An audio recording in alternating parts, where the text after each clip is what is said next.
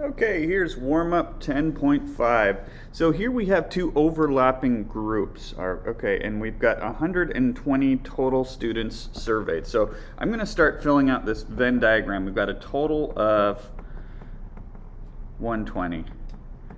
Okay, it says 20 are left-handed. So I'm going to put the 20 right there for my left-handed ones, and then 58 have blue eyes. Okay. And then it says 2/5 of the left-handers have blue eyes, okay? So of these left-handers, 2/5 of them are also in the blue eyes category. That's going to be the overlap category, okay? So in here, this is going to be 2/5 of 20, okay? So if you, 2/5 of those 20 left-handers. So that would be 40 over 5, which is 8. And now that I've figured out that there's 8 people in this group, now I can say, okay, the left-handers have got 8 here, 8 plus something equals 20. That means there's going to be 12 left-handers who don't have blue eyes. And we can do the same thing with this subgroup here. I can say 8 plus something is 58. So that means there's 50 students there, okay? So now I got these 3 subgroups sorted out. There's one more subgroup. That's going to be the people that aren't left-handed and don't have blue eyes. So what I need to do is figure out how many people are in that group. That's what I call the neither group, people that are in neither one of those categories. So I'm going to take the total and subtract out the people in these categories. Okay, so it's tempting to say, okay, my total is 120, and then I'll subtract out 78 because 20 plus 58 is 78. But you don't want to do that because if you subtract out 78, then you're double counting those 8 people who are in both of these groups. So what I want to do instead when I'm thinking about the people in these groups, I want to take these subcategories. So I'm going to do 12 plus 8 plus 50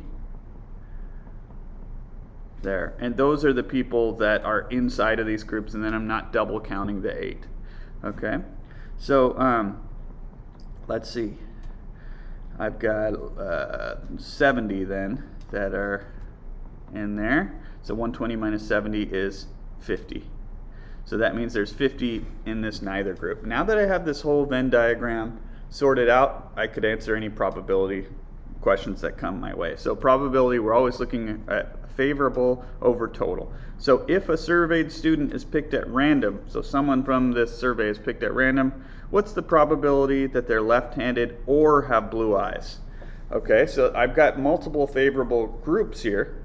So I'm just going to add up my favorable groups. So the trick though, if you do 20 plus 58, that means there's 78, but again, we'd be double counting those 8 people who are in both groups. So what I want to do is I'm going to add up these 3 groups, these smaller subsets.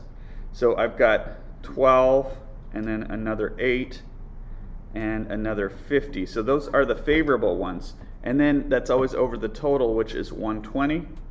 So that's going to be 70 out of 120, which reduces to 7/12. Okay. All right, next problem. It says left-handed and has blue eyes. So I'm just looking for what's my favorable. I won't need people that are left-handed with blue eyes. Well, if you look up at the chart, it's those 8 that are in the middle.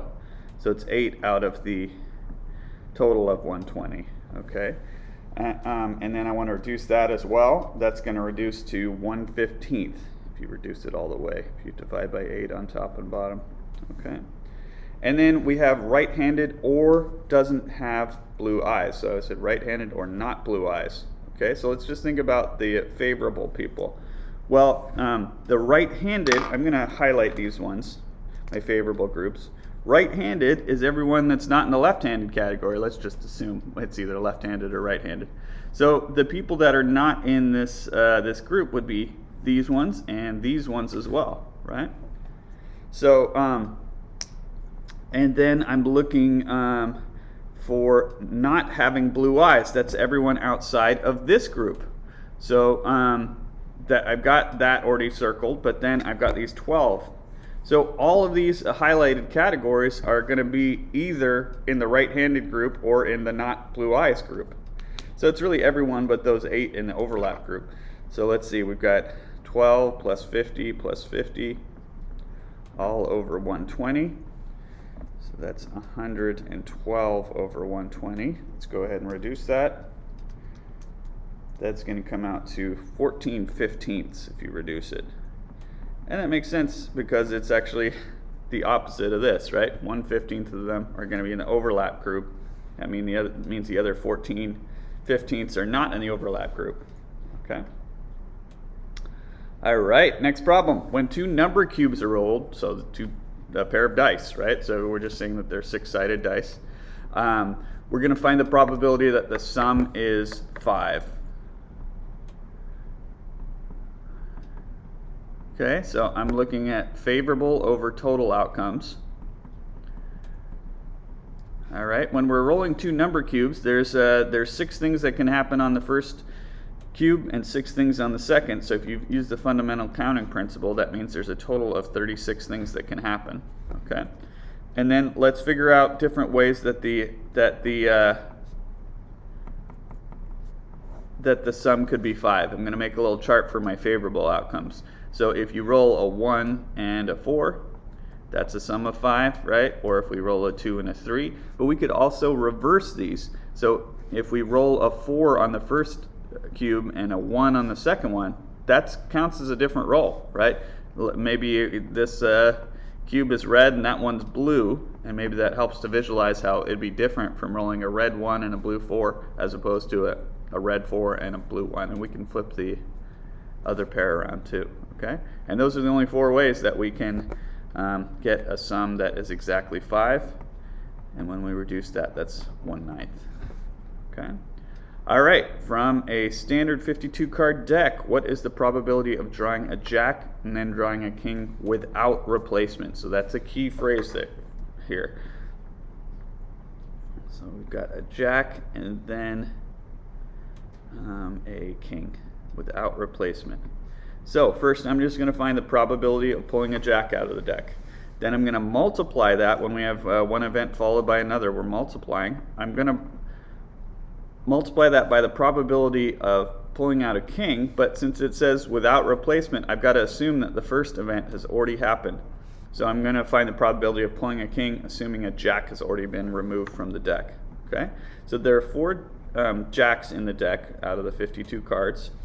There's also 4 kings, so on the second draw there would be 4 kings still in the deck, but there wouldn't be 52 cards left because we would have removed a jack, so that means there'd only be a total of 51 cards left. Okay, I'm going to go ahead and reduce that first fraction. You could also reduce after you do the multiplication. And then I'm multiplying straight across here, so let's see. That's going to give me 4 over 663. Let's see if we can reduce that. That cannot be reduced. It's already reduced, so there is our solution. Okay, that's the end of the warm-up, and I'll see you next time.